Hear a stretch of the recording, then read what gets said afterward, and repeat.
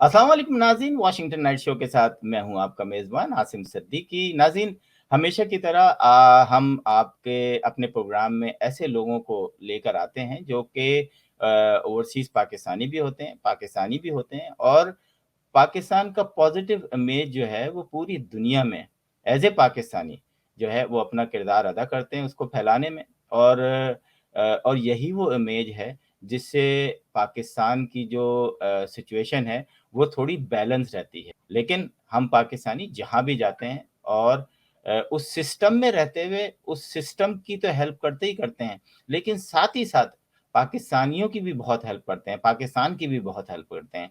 तो आज हमारे साथ फैसल खोसा साहब हैं। फैसल खोसा साहब, आपका बहुत-बहुत शुक्रिया वाशिंगटन नाइट शो में आने के लिए। आसिम भाई, आपकी बहुत मेहरबानी, बहुत शुक्रिया। और एक चीज़ मैं ऐड करूं कि ये आप जैसे लोग हैं जो कि पाकिस्तान और पाकिस्तानी जो बाहर रहते हैं उनमें ब्रिज बनते हैं, तो आपका बहुत बड़ा इसमें रोल है। And thank you so much, we are very much appreciative and grateful for what you do. Thank you. उसकी मैं बताऊँ, कैपिटल टीवी जो है वाशिंगटन की वजह भी यही है कि नॉर्थ अमेरिका में रहने वाले जो पाकिस्तानी हैं, उनको एक्सेस आसानी से हो जाता है। पाकिस्तानी टीवी चैनल पे जो है आपको 30 सेकंड से 1 मिनट मिलता है इतनी खिदमत के बाद भी। तो इस चैनल का मकसद ही यही होता है कि हम ऐसे लोगों को एक दूसरे के साथ भी अटैच करें, मिलवाएँ। हो सकता है कि इस प्रोग्राम के तवज्जुह से आप जैसे हेल्प कर रहे हैं, आप और लोगों की भी हेल्प कर सकते हैं और लोग भी जो है आपसे कॉन्टैक्ट कर सकते हैं। तो नाज़रीन, चलते हैं फैसल खोसा साहब के पास कि उन्होंने जो है वो 9 साल अमेरिका में रहे, फिर 9 साल यूरोप में रहे और फिर 7 साल जो है वैनकूवर में हैं। और इन तमाम जगहों पे रहते हुए जिस तरीके से इन्होंने अचीवमेंट की, किताबें लिखी, पाकिस्तानियों की हेल्प की, डॉक्टर्स की हेल्प की, नए डॉक्टर्स को डॉक्टर बनाने के लिए और ओवरसीज़ में उनका हिस्सा दिलवाने के लिए, उनको सिस्टम में लाने के लिए किस तरह हेल्प की। तो आज डॉक्टर खोसा से पूछेंगे। बहुत लंबी दास्तान है, लेकिन कोशिश करेंगे कि हम इस छोटे से प्रोग्राम में जो है ज़्यादा बातें शेयर कर सकें। डॉक्टर खोसा साहब, सबसे पहले तो बस हमें ये बताएँ कि आप पाकिस्तान से कब निकले? और पाकिस्तान से निकलने के बाद आपने वो पहला जो आपका ऐसा काम था, जो कि पाकिस्तान के लिए जो है बाइस फ़ख्र बना, वो क्या था?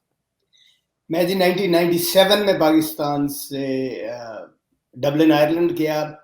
डबलिन आयरलैंड में जाके जो पहला काम मैंने किया वो ये था कि पाकिस्तानी जो आते थे आयरलैंड में, इंग्लैंड में, उनको काफ़ी दिक्कत होती थी। तो मैंने अपने हॉस्पिटल में, जो सेंट जेम्स हॉस्पिटल था, उसमें जब शुरू किया तो बहुत सारे पाकिस्तानियों को मैंने वहाँ पर जॉब्स फिजिशियंस को दिलवाई।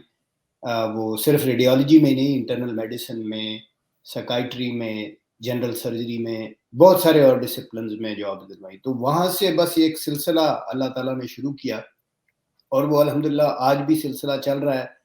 अभी भी मैं यूरोप में लोगों को हेल्प करता हूँ, कनाडा बैठा क्योंकि वहाँ मेरे कॉन्टैक्ट्स हैं। यहाँ पर भी वैंकूवर में और कनाडा में। और कनाडा की खूबसूरती ये है कि यहाँ पे हम तमाम जो एंट्रेंस एग्ज़ाम्स हैं मेडिकल के, वो एग्ज़ेम्प्ट करवाते हैं। यानी आप अगर यूरोप जाते हैं तो आपको इंग्लिश लैंग्वेज एग्ज़ाम भी देना है, प्लैप भी देना है।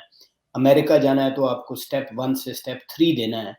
और दोनों जगह यूरोप में और अमेरिका में आप 30 से 40 हज़ार डॉलर मिनिमम खर्चते हैं, उसके बाद आप नौकरी अप्लाई करने के लिए एलिजिबल होते हैं। कनाडा का ये है कि हम सारे एग्ज़ाम्स एग्ज़ेम्प्ट करवाते हैं, हम इंटरव्यू करके सिलेक्ट करते हैं जिस वक़्त, हम लेटर देते हैं एम्प्लॉयमेंट का, उसके बाद जो फिज़िशियन, जो डॉक्टर है, वो इंग्लिश लैंग्वेज एग्ज़ाम की फ़ीस भरता है और फिर यहाँ सीधा वर्क वीज़े पे आता है। अभी हमारे पास शौकत खानम में जो ट्रेनिंग की वो भी हैं, जिन्होंने पिम्स में, शिफा में ट्रेनिंग की वो भी हमारे पास हैं और इनको 3-3 साल का लाइसेंस मिलता है। अंडर प्रोविजन, सुपरविजन वो काम कर सकते हैं। और फिर जो लोग बहुत अच्छा काम करते हैं, रिसर्च भी करते हैं और मेहनत करते हैं, उनको फिर हम परमानेंट भी कर देते हैं। तो अभी एक लड़की रावलपिंडी मेडिकल कॉलेज की ग्रेजुएट, मैं नाम नहीं लूँगा, वो अभी यूनिवर्सिटी ऑफ टोरंटो गई है हमारे पास 3 साल काम करने के बाद, उसको एजुकेशनल लाइसेंस मिला है और वो अब वहाँ पे असिस्टेंट प्रोफ़ेसर काम कर रही है। अच्छा अच्छा ये बताएँ कि एक अच्छा ये बताएँ कि ये सारे काम तो आप साथ-साथ कर रहे हैं। ये जो आपका मैं जब वो पढ़ रहा था आपको तो आपका एक बहुत स्ट्रॉन्ग व्यू पाकिस्तान के ऊपर भी है। आपने किताबें भी लिखी हैं, आप पॉलिटिक्स में बहुत ज़्यादा इन्वॉल्व हैं। और मैं समझता हूँ कि अच्छी बात है। कुछ चीज़ें ये कम से कम बाहर रह के इंसान एक काम ये करता है कि जब वो कुछ लिखता है तो उसके ऊपर किसी का प्रेशर नहीं होता। वो अपनी दिल की बात लिखता है। वो सच हो, झूठ हो, वो वक़्त साबित करता है। लेकिन कम से कम उसके पास कोई प्रेशर नहीं होता और ना ही आपसे कोई पैसे से आपको खरीद सकता है। तो ये जो पॉलिटिक्स का आपके अंदर जो एक सियासत भी छुपी हुई है, ये इसको कैसे डिफाइन करेंगे? ये बेसिकली जी मेरा फैमिली में ही मेरे वालिद साहब भी पॉलिटिक्स में हैं, काफ़ी सारे और रिलेटिव्स हैं, ब्यूरोक्रेसी में भी हैं, जो चीफ जस्टिस अभी रिटायर हुए आसिफ खोसा वो भी मेरे अंकल हैं। नासिर खोसा चीफ सेक्रेटरी रहे, तारिक खोसा जो हैं वो इंस्पेक्टर जनरल पुलिस रहे पंजाब के भी और बलूचिस्तान के। इसी तरह हमारी फैमिली में ज़ुल्फ़िकार खोसा जो वो गवर्नर पंजाब रहे, मेरे वालिद लतीफ़ खोसा वो भी गवर्नर पंजाब रहे। सो ये एक जरसूमा जो है ये खून में जिसे कह लें या डीएनए में कह लें, नस्ल दर नस्ल चला आ रहा है। और यहाँ बैठकर वो जो मैंने सूदमंद समझा या मैं कर सकता था कंस्ट्रक्टिवली अपनी स्ट्रेंथ को प्ले करते हुए, वो था कि मैं किताब लिखता। तो वो किताब मैंने लिखी पहली, अल्हम्दुलिल्लाह वो इंटरनेशनल बेस्ट सेलर है, इस वक़्त ब्लूम्सबरी ने पब्लिश की है और वो मुवाज़ना करती है इंदिरा गांधी का, ज़ुल्फ़िकार अली भुट्टो का और शेख मुजीबुर रहमान का। और वो फॉल ऑफ ढाका को भी कवर करती है, उससे पहले के इवेंट्स, फॉल ऑफ ढाका का और फिर फॉल ऑफ ढाका के बाद के इवेंट्स कवर करती है। इसी तरह जो दूसरी किताब अल्हम्दुलिल्लाह मैं फाइनल कर रहा हूँ, वो है मुवाज़ना राजीव गांधी का, बेनज़ीर भुट्टो का और शेख हसीना जो शेख मुजीबुर रहमान की बेटी या करंट प्राइम मिनिस्टर है, उन तीनों का मुवाज़ना है। और इसी तरह अल्हम्दुलिल्लाह तीसरी किताब का भी, अब मैं क्यों दूसरी कंप्लीट हो गई है तो तीसरी का भी कॉन्ट्रैक्ट कर रहा हूँ। बट इसमें आप बिल्कुल दुरुस्त कह रहे हैं, न्यूट्रलिटी, हकायक और फिर एक और हमारी थोड़ी-सी बदकिस्मती ये भी है कि आप देखें कि पाकिस्तान के खिलाफ बोलने वाले बाहर बहुत हैं, लेकिन पाकिस्तान के हक में बोलने वाला आपको कोई नहीं मिलता है। सो ये हमारा एक कौमी फरीज़ा मैं इसको समझता हूँ। इसको आप इस तरह भी देख सकते हैं कि वो सारे लोग जो पाकिस्तान के एक्चुअली खिलाफ नहीं बोल रहे होते और आपको भी पता है क्योंकि आप इतने मुल्कों में रहे हैं कि तनकीद जो है ना वो कभी भी की जा सकती है और तनकीद बराए इस्लाह जो है ना वो किसी भी मुल्क की तरक्की में अहम पिलर साबित हो सकती है। क्योंकि अगर आप बाहर से बैठ के किसी चीज़ पे तनकीद करते हैं, जैसे मैं अगर तनकीद करता हूँ सिस्टम पे कि जी हमारी पुलिस अच्छी नहीं है, इसे रिफ़ॉर्म होना चाहिए। तो मैं नहीं समझता कि ये पाकिस्तान की बुराई है। लेकिन अगर आप पाकिस्तान को बुरा कहेंगे, मुल्क बुरे नहीं होते, उसके अंदर रहने वाले लोग बुरे हो सकते हैं, उसके अंदर रहने वाला सिस्टम बुरा हो सकता है।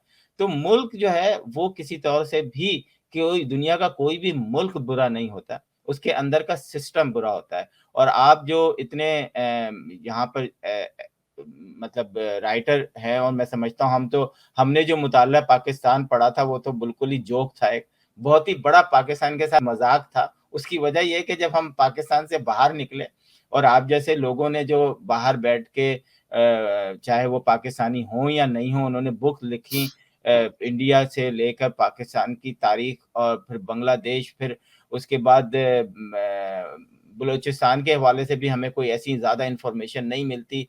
आइंदा आने वाले दिनों में हो सकता है हमें आप जैसे ऐसे लोग और मिलें जो कि उन सूबों के बारे में भी लिखें।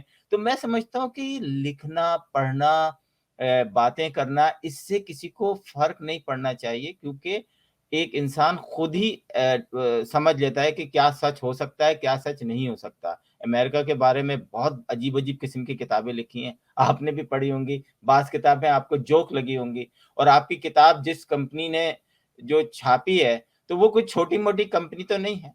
मतलब उसने बाकायदा रिसर्च की होगी, उसको लगा होगा कि हाँ, ये किताब छपनी चाहिए।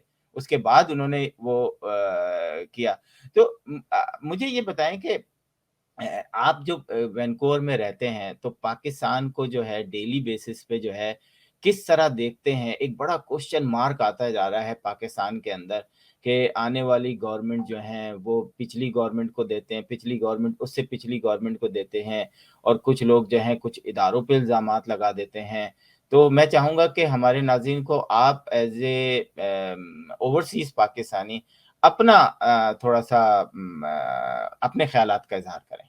जी। पता है, मैं आसिम भाई आपको बताऊँ, अगर आप देखें ना, जर्मनी देख लें या जापान देख लें, तो वर्ल्ड वॉर 1 में वो बिल्कुल मस्मार हो गए थे मुल्क दोनों। वर्ल्ड वॉर 2 में 50 साल के अंदर-अंदर वो फिर सुपर पावर बने, फिर मस्मार हो गए, और आज 2 दफ़ा वो कंप्लीटली एनाहिलेट होने के बाद फिर G8 में। अब आप जापान देखें तो वो छोटे-छोटे जज़ीरे हैं, ना उनके पास तेल है, ना उनके पास सोना है, उनके पास कोई भी ऐसी चीज़ नहीं है जिसको वो बेच सकें सिवाय अनथक मेहनत के। उस कौम की अनथक मेहनत है। तो वो भी इसी तरह इंसान है जिस तरह हम इंसान। पोटेंशियल तो हम में भी उनसे कम नहीं है। कोई इंसान अल्लाह ताला ने किसी से कमतर या हकीर नहीं बनाया, पहली चीज़। दूसरी चीज़, मैं आपको एक चीज़ अर्ज़ करूँ, हमारी बदनसीबी और बदकिस्मती ये है कि हम उस पर तोहमत लगाते हैं जो जवाब नहीं दे सकता। अब फ़र्ज़ करें, अगर एक पुलिस ऑफ़िसर वर्दी वाला है, तो वो इस तरह बैठ के बयानबाज़ी नहीं कर सकता जिस तरह आप और मैं कर सकते हैं। अब कोई अगर जज है, चाहे वो सेशन जज है, हाई कोर्ट का जज है, सुप्रीम कोर्ट का जज है, वो इस तरह वीलॉग नहीं कर सकता जवाब देने के लिए। हम लोग कर सकते हैं, वी आर एट लिबर्टी। इसी तरह फ़ौज देख लें कि अब कोई फ़ौजी आके इस तरह वीलॉग सर्विंग फ़ौजी नहीं कर सकता, वो तो कोर्ट मार्शल हो जाएगा, राइट? वो तो इजाज़त माँगेगा भी तो उसका इदारा उसको इजाज़त नहीं देगा, बिकॉज़ वहाँ स्ट्रिक्ट डिसिप्लिन है। हमारा आप पे वो डिसिप्लिन या वो लॉ अप्लाई नहीं होता। तो हमारी प्रॉब्लम ये होती है कि बजाय कि हम एक और चीज़, और दूसरी चीज़ आप ये देखें, तनकीद तो ठीक है, आप भी करें, मैं भी करूँ, लेकिन जब हम इंटरनेशनल फ़ोरम्स पे देखें, बड़ी-बड़ी यूनिवर्सिटीज़ में जिस वक़्त डिस्कशन होती है साउथ एशिया की, तो वहाँ इंडिया का रिप्रेजेंटेटिव भी होगा। मैंने बड़ी अटेंड किए हैं as a participant, not as a speaker, participant. वहाँ इंडिया का स्पीकर भी था, वहाँ बांग्लादेश का स्पीकर भी था, वहाँ रिप्रेजेंटेटिव श्रीलंका का भी था। नहीं था तो पाकिस्तान का नहीं था, और फिर वो जितने भी इल्ज़ामात पाकिस्तान पे लगते थे, उसको काउंटर करने वाला कोई नहीं होता था या करने वाली कोई नहीं होती थी। तो वो तनकीद तो अपनी जगह ठीक है, लेकिन पाकिस्तान का जो ये अनफॉर्चुनेटली इमेज इतना खराब है कि वो जो पाकिस्तानी भी हैं, अब मैं नाम नहीं लेता, लेकिन कुछ पाकिस्तानी भी ऐसे हैं जिन्होंने डिफरेंट मुल्कों में सर्व किया पाकिस्तान को, और पाकिस्तान के रिप्रेजेंटेटिव थे, और आज वही पाकिस्तान को शदीद तनकीद करते हैं पाकिस्तान पे। और उन्होंने वो जिस थाली में खाया उसमें छेद किया, जो नमक खाया उसको भी हलाल ना किया। सो हमारी अनफॉर्चुनेटली कुछ सिचुएशन ये भी है। दूसरा, अब आप जो बात कर रहे हैं, अगर आप ये देखें कि इस मुल्क को अगर इकट्ठा रखा है तो वो सिर्फ एक इदारे ने रखा है अब तक, वरना हमारे बॉर्डर्स पे जो सिचुएशन है, हमारे शराजे बहुत पहले बिखर गए होते जिस तरह 71 में हुआ था। तो वो एक ही इदारा है, और अब आप ये देखें कि हर शख्स उसी इदारे को टारगेट करने की कोशिश करता है, इसलिए कि वो जवाब नहीं दे सकते। उनका एक कोड ऑफ कॉन्डक्ट है। सो आई होप कि हम भी इतने मैच्योर हो जाएं कि हम कम से कम सवाल उसको करें, तोहमत उस पे लगाएं जिसके पास ये लिबर्टी तो हो कि जवाब दे सके। अब देखिए ना, अगर बिल्कुल। आप किसी जज को तोहमत लगा देते हैं, वो कैसे जवाब देगा? लेकिन खुसर साहब, मैं क्योंकि आपका इतना एक्सपीरियंस है, मैं आप ही से पूछूँगा, हो सकता है मैं कुछ आपसे सीखूँ कि माज़ी में हमने देखा कि इल्ज़ामात लगते रहे हैं, तो कहीं न कहीं हमारे यहाँ जो इंटेलिजेंस एजेंसीज़ होती हैं, चाहे आईबी है, आईएसआई है और दूसरी लोग हैं, तो कम से कम उनमें ऐसा एक डिफ़रेंस नज़र आना चाहिए, जैसे हमें सीआईए, एफबीआई या लोकल पुलिस में नज़र आता है। हम अमेरिका में हैं, हमें नज़र आता है कि ये तमाम लोग अपने-अपने डोमेन में रह के काम करते हैं। हमारे साथ बदनसीबी होती है कि जर्नलिस्ट उठता है, गायब होता है। कल भी एक जर्नलिस्ट जो है वो उठा और 12 घंटे बाद आ गया। चलते हुए रोड से उसको उठाया और उठा के ले गए। अब मसला ये है कि अगर आप इस मीडिया में आके बताएँगे नहीं कि ये कौन लोग थे, क्यों उठाया था, अगर उसने किसी कोई खिलाफ काम किया है, आप उसकी एफआईआर काटें, सज़ा दें उसको। कि भाई आपने पाकिस्तान के अंदर रहते हुए इस मुल्क के लिए आपने गलत काम किया है। ماضی میں بہت سارے جرنلسٹ ایسا کام کر چکے ہیں، کچھ جرنلسٹوں کو تو سزائے موت تک دی گئی تھی اور اس کے بعد جو ہے وہ ہیومن رائٹس والے ان کو بچا کے لے کے چلے گئے۔ لیکن میں سمجھتا ہوں کہ جب تک آج کے سوشل اس میں آپ جواب نہیں دیں گے، آپ نے دیکھا کہ جیسے ہی عمران خان کی گورنمنٹ ختم ہوئی، ایک بہت بڑی تعداد ریٹائر فوجیوں کی آ کے اس نے اپنے ہی ادارے کے بارے میں ایسی ایسی باتیں کہنا شروع کی کہ مجھے شرم آنے لگی۔ میں نے کہا میں تو جو کرٹیسائز کرتا تھا میں تو کچھ بھی نہیں ہوں، تو کیونکہ اب میں یہ باتیں آپ سے اس لیے کر رہا ہوں کیونکہ آپ بہت زیادہ انوالو ہیں، آپ نے کتاب لکھی ہے تو آپ کی ریسرچ بہت ہیوی ہوگی۔ تو کیا اس نئے ڈیجیٹل دور میں کیا ایسا ایک سسٹم نہیں ہونا چاہیے؟ اب ہم آئی ایس پی آر کو لیتے ہیں تو وہ ہمارا ایک دوست ہے، وہ اخبار میں امریکن اخبار میں جاب کرتا ہے، وہ کہتا ہے یار وہ تمہارا جو آئی ایس پی آر کا وہ اس میں تو کچھ ڈرامے ورامے کچھ ہوتے ہیں۔ تو میں نے کہا یار وہ ڈرامے بھی بناتے ہیں تو کہنے کا مطلب یہ کہ ہم کوئی ایک ایسا فورم نہیں بنا سکتے کہ جب دیکھیں آج سوشل میڈیا پہ آپ کو ان کا جواب دینا بھی لازمی ہے۔ اگر میں ایک غلط بات کر رہا ہوں یا میرے جیسے 5,000 لوگوں نے ٹویٹ کی ہے تو اس ٹویٹ کا جواب کسی بھی ادارے، چاہے وہ آئی بی ہو چاہے وہ لوکل پولیس ہو، آپ نے تو خود دیکھا ہوگا کہ وینکوور کی لوکل پولیس جو ہے جب کوئی واقعہ ہو جاتا ہے، کوئی شوٹنگ ہو جاتی ہے، کوئی مار کٹائی کا کچھ ہو جاتا ہے تو لوکل پولیس آ کے باقاعدہ پریس کانفرنس کرتی ہے اور بتاتی ہے کہ یہ ہوا ہے۔ تو کیا آپ کو لگتا ہے کہ پاکستان کو اس سسٹم سے تھوڑا سا ہٹ کے تھوڑا سا اس کو اور وہ ایجوکیٹ کر کے اس میڈیا کو استعمال کرتے ہوئے، آپ کے پاس ٹویٹر ہے، آپ کے پاس فیس بک ہے، آپ کے پاس یوٹیوب ہے، اس کو استعمال کریں اور لوگوں کو آگاہی دیں کہ ایسا نہیں ہے، یہ خبر غلط ہے، یہ خبر صحیح ہے، تاکہ ہمیں ایک وقت میں لگے کہ یار یہ خبر دیکھیں یار وہ اس والے پیج میں ملے گا یہ صحیح ہے کہ غلط ہے۔ آپ بتائیں، کیونکہ آپ ایک رسپانسبل شہری ہیں اور پاکستان پہ گہری نظر ہے، کیا کچھ ایسا کرنا چاہیے کہ پاکستان کا جو سسٹم ہے، لگیں گے 10 20 25 سال 30 سال لگیں گے، ایسا نہیں ہے کہ کل صحیح ہو جائے گا۔ آج ہم کیا شروع کریں کہ کل ہم اس کو اس کا جو پھل ہے جو وہ ہمیں اچھا ملے؟ جی پہلی چیز تو عاصم بھائی یہ دیکھیں، ہم اب آپ نے یو ایس کی بات کی تو یہاں پہ یو ایس میں 50 سال پہلے ایک کلرڈ آدمی یا عورت غلام تھے، ان پہ کتے چھوڑ دیے جاتے تھے۔ ہمارے ملک میں الحمدللہ ایسا کبھی بھی نہیں تھا۔ آپ جو بات کر رہے ہیں ایوولوشن ٹائم لیتا ہے، لیکن ہمارے حالات اتنے برے کبھی بھی نہیں تھے جتنے یہاں پر تھے۔ یہاں پہ تو 2 کلاسز تھیں، یہاں پر تو شودر والا انڈیا والا حساب تھا کہ وہ نلکے سے جو ہے گورے کے نلکے سے کالا پانی نہیں پی سکتا تھا، اس کو جیل ہو جاتی تھی اگر وہ اس کی سیٹ پہ بیٹھ جاتا تھا، بس میں بھی، پبلک ٹرانسپورٹ میں۔ پہلی چیز۔ دوسری چیز آپ نے کہا کہ فوجی جو ریٹائرڈ تھے انہوں نے کوئی باتیں کی ہیں، یہ افسوسناک بات ہے۔ اگر ان کو اپنے ادارے سے کوئی وہ تھا گلا تو وہ اپنے ادارے سے گلا کرتے بجائے کہ سوشل میڈیا پہ آ کے کرتے۔ وہ جسے کہتے ہیں don't do your dirty linen in public, یہ انہوں نے کیا، ان کی مرضی۔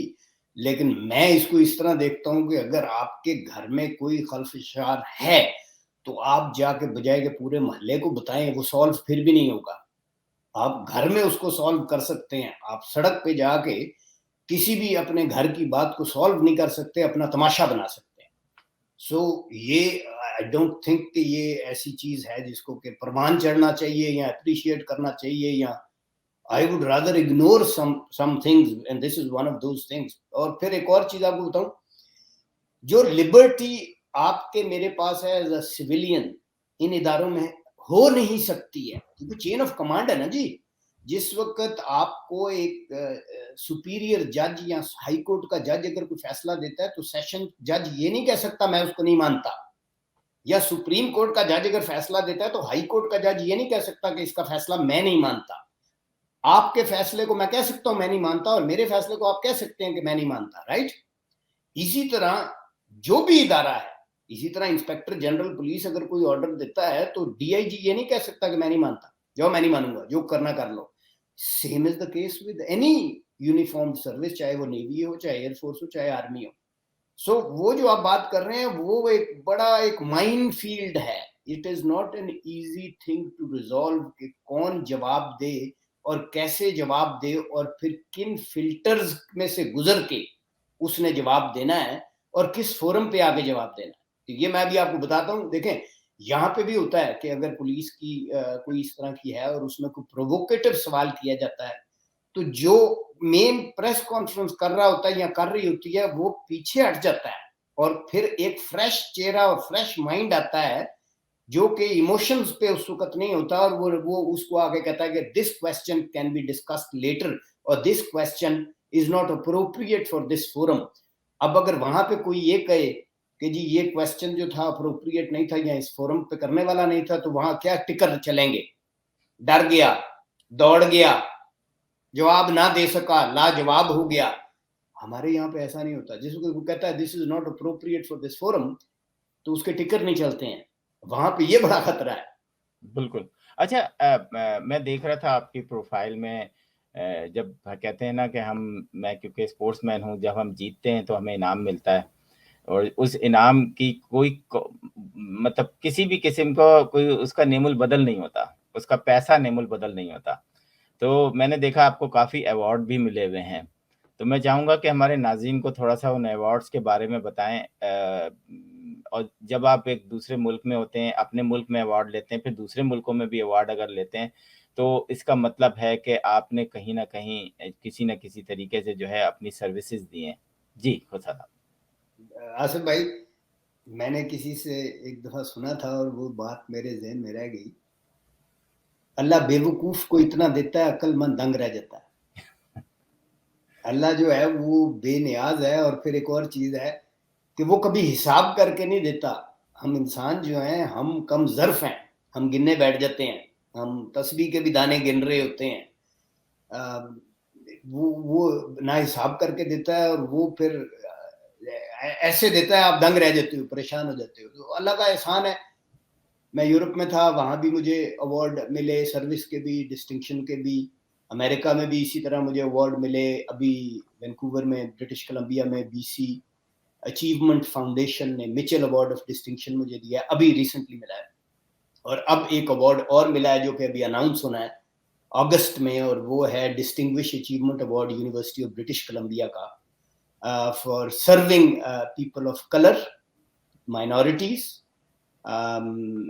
چاہے وہ ریلیجس مائنورٹیز ہیں, چاہے وہ پیپل لوگ ود ڈسیبلٹیز ہیں, چاہے وہ رنگ و نسل کے لوگ ہیں. سو اسی طرح امریکہ میں مجھے امریکن رونکن رے اسکالرشپ ملی تھی 2013 سے 2016 تک 3 سال. وہ ایک ریڈیولوجسٹ کو ملتی ہے پورے نارتھ امریکہ میں. 2017 میں مجھے ملا تھا ایوارڈ, یہ فرینچ سوسائٹی آف ریڈیولوجی کا رائزنگ سٹار ایوارڈ تھا. اسی طرح الحمدللہ مڈل ایسٹ میں بھی مجھے ایوارڈ ملے ہیں. یو اے ای میں مجھے ایوارڈ ملا تھا ان کے آرمڈ فورسز انسٹیٹیوٹ سے, اور وہ ان کی ٹریننگ کا تھا. اور اسی طرح ایگزیمپٹ کروا کے, جس طرح میں پاکستانی لے کے آتا ہوں تو یو اے ای سے بھی لے کے آتا ہوں, سعودی عرب سے, یو اے ای سے, کویت, قطر, عمان, بحرین سے. تو الحمدللہ ان ملکوں میں بھی اسی طرح فار سسٹینڈ سروس مجھے ایوارڈ ملے. اچھا فیصل کوثر صاحب, آپ اتنے ممالک میں رہے, آپ کتنی زبانیں بول لیتے ہیں؟ یہ ایک بڑا کیونکہ لازم بات ہے جس جگہ آپ رہ رہے ہیں وہاں پر میرا نہیں خیال کہ انگلش کو اتنی زیادہ آسانی ہوتی ہے. وہاں پہ آپ کو کوئی مطلب, چلیں آپ ہمارے ناظرین کو بتائیں. اچھا میں آپ کو یہ بتا دوں کہ جس زبان پہ مجھے مان ہے وہ اردو ہے. آپ دیکھیں, وہ لگ رہا ہے مجھے. اور یہ میں اس وجہ سے آپ کو کہہ رہا ہوں, میں سرائکی بھی کہہ سکتا تھا کیونکہ میں ڈیرہ غازی خان سے ہوں. میں سرائکی بھی بڑے آرام سے کہہ سکتا تھا, اور شاید میں اپنے سرائکی بھائیوں بہنوں کو ناراض کر رہا ہوں یہ کہہ کے کہ اردو مجھے زیادہ اولین ترجیح ہے. وہ اس لیے کہ جو بنگلہ دیش بنا تھا اس میں پہلا سٹیپ تھا بنگالی کو نیشنل زبان نہ ماننا اور اردو کو امپوز کرنا. تو اگر ہم نے اردو کو اس وقت کیا تھا تو میں تو اردو کو آج بھی مانتا ہوں. Very good. تو ویسے آپ کو کتنی زبانیں آتی ہیں؟ میں جی انگلش بول سکتا ہوں, میں تھوڑی سی مینڈرن بول سکتا ہوں, سرائکی میں سمجھ لیتا ہوں, بول بھی لیتا ہوں. I am not fluent in that. Punjabi میں فلوئنٹ ہوں, اور پنجابی یہاں پہ کیونکہ بہت سارے ہیں انڈین پنجاب سے سردار, تو وہ جس وقت میں ان کے ساتھ پنجابی بولتا ہوں تو دے انسٹنٹلی فال ان لو. تو وہ they think that I am their own. زبان کا ایسا بالکل بالکل بالکل. اچھا میں 2-3 بس کوشچن کروں گا اور آپ سے کہ میں نے کچھ سال پہلے جو ہے یورپ کا دورہ کیا، جیسے جرمنی وغیرہ میں گیا یا اور نیدرلینڈ گیا، اور اس طریقے سے اب میرا جو گھومنے کا مقصد، دیکھنے کا مقصد جو ہے نا، اس میں ایک صحافی پہلو بھی رہتا ہے کہ یار یہ کیوں بن گیا. جب میں ہینوور گیا تو وہاں میں نے بڑی عجیب سی چیزیں دیکھی. میں نے وہ جگہیں دیکھی جہاں پہ مطلب وہ سیمپل انہوں نے بنا کے اپنے میوزیم میں رکھے تھے کہ کارپٹ بمنگ ہوئی تھی ان علاقوں میں، اس کے بعد اس شہر کو دوبارہ کیسے بنایا. تو اس شہر کی حالت اور اس کے بعد اس کو بنانا، دونوں وہاں پر اس کے پرنٹس رکھے ہوئے تھے، اور میں دیکھ کے حیران ہو گیا کہ یہ ہوتی ہیں قومیں، یہ ہوتی ہیں قومیں جو کہ اپنے ملک سے محبت کس طرح کرتی ہیں. ہمارے ہاں کوئی سائیکل پہ کوٹ پہن کے جائے، سوچیں آپ اس کے ساتھ کیا حشر ہوگا. لیکن میں نے دیکھا کہ جب نیدرلینڈ کے اندر سینکڑوں سائیکلیں ایک ساتھ سوٹ ٹائی پہنے ہوئے، بریف کیس آگے رکھا ہوا اور چلے جا رہے ہیں لوگ، تو میں نے کہا یار یہ ہیں قومیں. ہم تو بس ایک شبی سی ہیں، ابھی ہمیں بہت سال لگیں گے ایک قوم بننے میں، اپنے ملک سے محبت کرنے میں، ایک ایک چیز دیکھنے میں. لا اینڈ آرڈر جو ہے، میرا خیال ہے کہ ان سب چیزوں کے لیے نا ایک بیسک وہ ہے. جہاں پر لا اینڈ آرڈر ہوتا ہے وہ ملک سے زیادہ تیزی سے ترقی کر سکتے ہیں. میں چاہوں گا کہ آپ مجھے بتائیں پاکستان کی ایک ترقی کرنے کا جو سلو پروسیس ہے. بے شک ترقی ہو رہی ہے، جو کل کا پاکستان تھا وہ آج نہیں ہے، لیکن آپ اس بات پہ ایگری ہیں کہ وہاں میرٹ کا قتل عام ہوتا ہے، جس کی وجہ سے جو پاکستان کی پرفارمنس ہے وہ سلو ہو جاتی ہے. میں چاہوں گا کہ پاکستان اور میرٹ کی بنیاد، اس کو آپ کیسے دیکھتے ہیں؟ حسن بھائی، ہر مذہب، دنیا کا ہر مذہب یہ کہتا ہے کہ مین اور a woman is great by deeds not by birth. یہ جو بائی برتھ گریٹنس ہے، آپ یہ دیکھیں کہ رسول اللہ صلی اللہ علیہ وسلم کا بھی تو مذاق یہی اڑاتے تھے قریش مکہ. وہ کہتے تھے کہ ہم رؤساں ہیں، ہم سردار ہیں. یہ ایک یتیم کوئی پیغمبری کیسے مل گئی؟ وہ پیغام بھی سننے کو تیار تھے، پر وہ کہتے تھے کہ آپ کی محفل میں ہمارے کمی کاری ہوتے ہیں. ابو جہل کی محفل جا کے دیکھو، اس میں سارے بڑے لوگ سردار ہوتے ہیں. تو اگر آپ اپنے آپ کو ان لوگوں سے ڈسٹنس کر لو تو ہم آپ کی بات اور پیروکاری کریں گے اور آپ کی بات مانیں گے. تو یہ تو رسول اللہ صلی اللہ علیہ وسلم کی آپ زندگی کا حال دیکھ لیں، اور وہ یہ تو کامیابی کا جو راستہ ہے وہ تو میرٹ ہے. رسول اللہ صلی اللہ علیہ وسلم نے کہا تھا کہ اگر میری بیٹی چوری کرے گی تو اس کے بھی ہاتھ کٹ جائیں گے. یہ نہیں ہے کہ میری بیٹی کے نہیں اور باقی سب کے کٹیں گے. سو یہ تو دس از ہاؤ اٹ از. جس بھی دنیا کے ملک نے ترقی کی ہے وہاں میرٹ، پیور میرٹ ہے. ابھی جرمنی کا آپ کو میں نے حوالہ دیا، جاپان کا حوالہ دیا. نہ ان کے پاس تیل ہے، نہ ان کے پاس سونا ہے، نہ ان کے پاس گیس کے ریزرو ہیں. کوئی ایسی چیز نہیں ہے. لیکن ابھی آپ نے جس طرح جاپان کا کہا، جب ہیروشیما اور ناگاساکی پر انہوں نے ایٹامک بم گرائے تو جو لوگ تو مر گئے، جو لوگ زندہ تھے اور نادار تھے، جو ساتھ والے گاؤں تھے، وہاں سے لوگ سودا صرف خریدنے، سبزیاں خریدنے ان جگہوں پہ آتے تھے کہ ان لوگوں کا ذریعہ معاش ہو، ان لوگوں کا روزگار چلے. تو وہ یہ نہیں کہتے تھے کہ یہاں پہ نیوکلیئر بم چلا ہے اور اس کے اثرات جو ہیں، ہم یہ اگر ان کی لگائی ہوئی سبزی کھائیں گے تو ہم بھی مر جائیں گے. ان میں اظہار کا جذبہ ایسا تھا کہ وہ اپنے گاؤں سے آتے تھے ان جگہوں پہ سودا صرف خریدنے، تاکہ یہ لوگ جو ہیں یہ دوبارہ ریہیبلیٹیٹ ہو سکیں. تو قوم تو ایسے بنتی ہے. بالکل، آپ نے بالکل صحیح کہا. میرا خیال ہے کہ سمجھ میں آنے والے لوگوں کو سمجھ میں آ گیا ہوگا کہ اگر ہم آج یہ تہیہ کر لیں کہ ہم میرٹ پہ چیزوں کو لے کے چلتے ہیں، جاب کو چاہے کسی بھی چیزوں کو، تو وہ جو ہے اس کا رزلٹ جو ہے وہ پازیٹیو ہوگا اور اچھا ہوگا.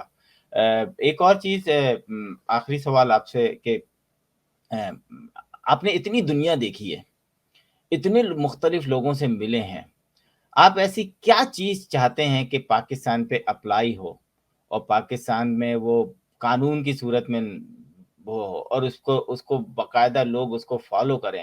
ایسی وہ کون سی چیز ہے جسے آپ پاکستان کو پھلتا پھولتا دیکھ سکیں.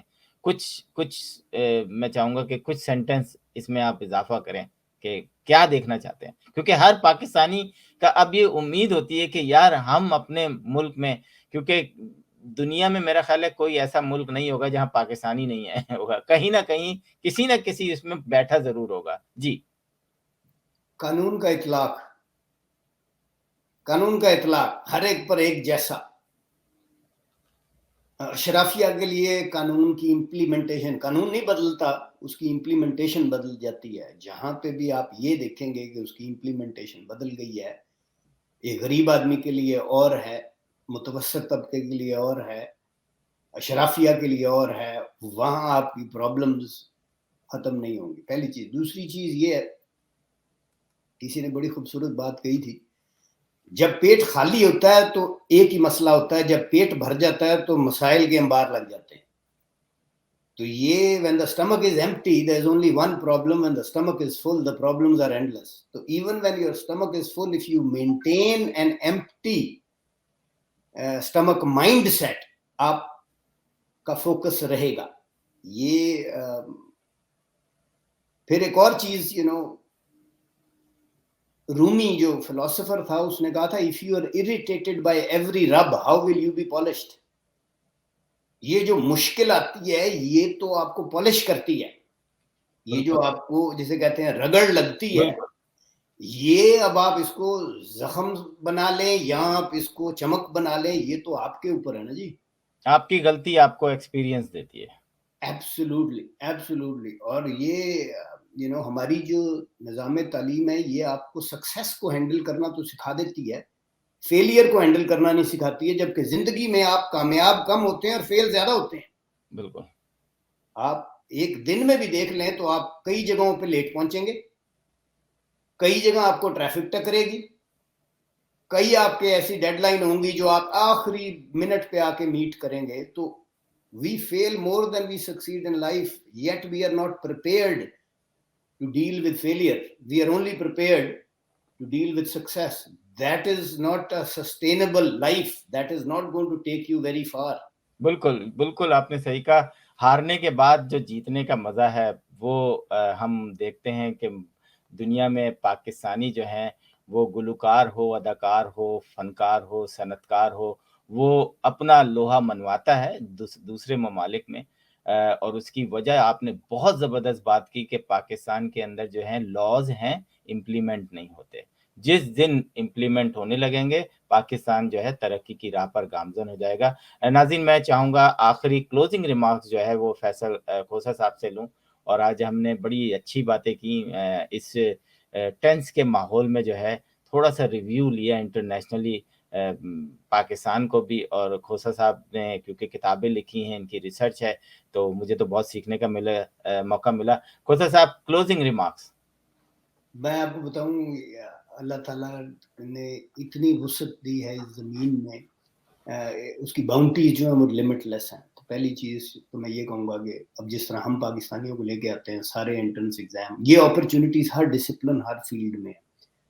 پھر جس وقت آپ آتے ہیں یہاں پہ تو آپ ٹریننگ لے کے واپس جا سکتے ہیں. اگر آپ یہاں بھی اسٹیبلش ہو جاتے ہیں تو پھر بھی آپ پاکستان کے لیے بہت کر سکتے ہیں. ہر سال 1 مہینے کے لیے میں پچھلے 20 سال سے جا رہا ہوں، اور میں نے کبھی کسی سے نہ ٹکٹ کے پیسے مانگے نہ ہوٹل کے پیسے مانگے. لیکن میں college of physician surgeons Pakistan سے لے کے آغا خان سے لے کے شوکت خانم اور لمز یونیورسٹی سب جگہ جا کے لیکچر دیتا ہوں. اور اگر ہم اس کو اپنی ایک رسپانسبلٹی بنا لیں اور سمجھیں تو پھر there is no limit to what Pakistan can achieve and Pakistanis can achieve as a nation. There is no limit. میں آپ کو بتاؤں بہت بہت پاکستانی یہاں پہ کامیاب ہیں، بہت ریسورسفل ہیں، دنیا جہان کے ان کو ایوارڈز ملے ہیں. And they are doing very well for themselves, for their families, for their community and for their country. Very good. تو ناظرین آج کا پروگرام جو تھا وہ فیصل کھوسہ صاحب کے ساتھ تھا. انہوں نے بڑی اچھی باتیں کی، اپنے کتاب کا ذکر کیا، اپنی جو اچیومنٹ تھیں ان کا ذکر کیا.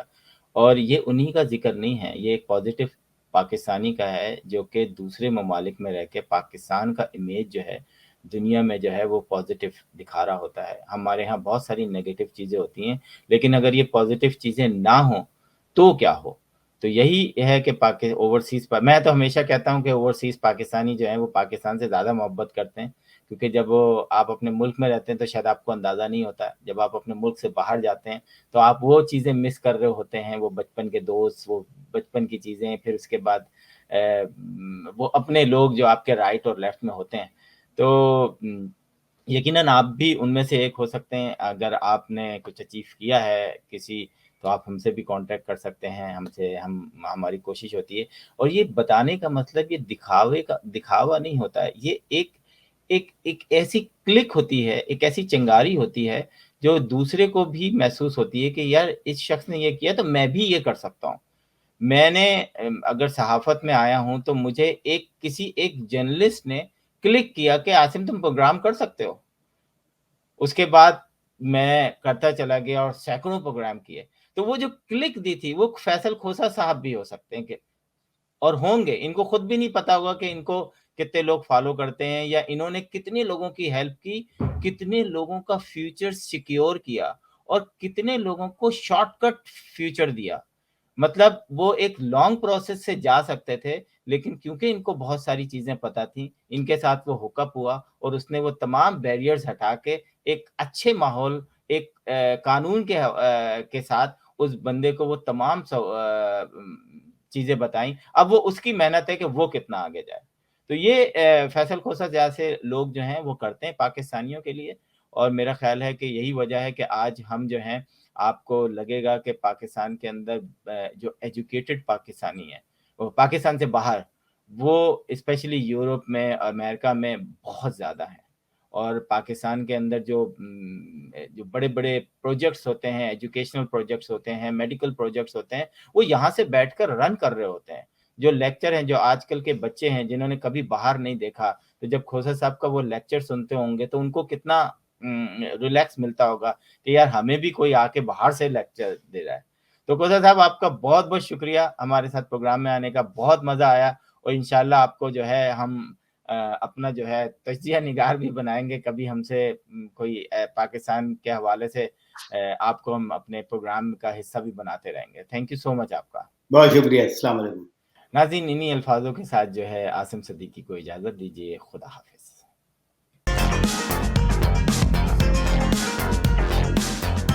Washington Night Show with Asim Siddiqui.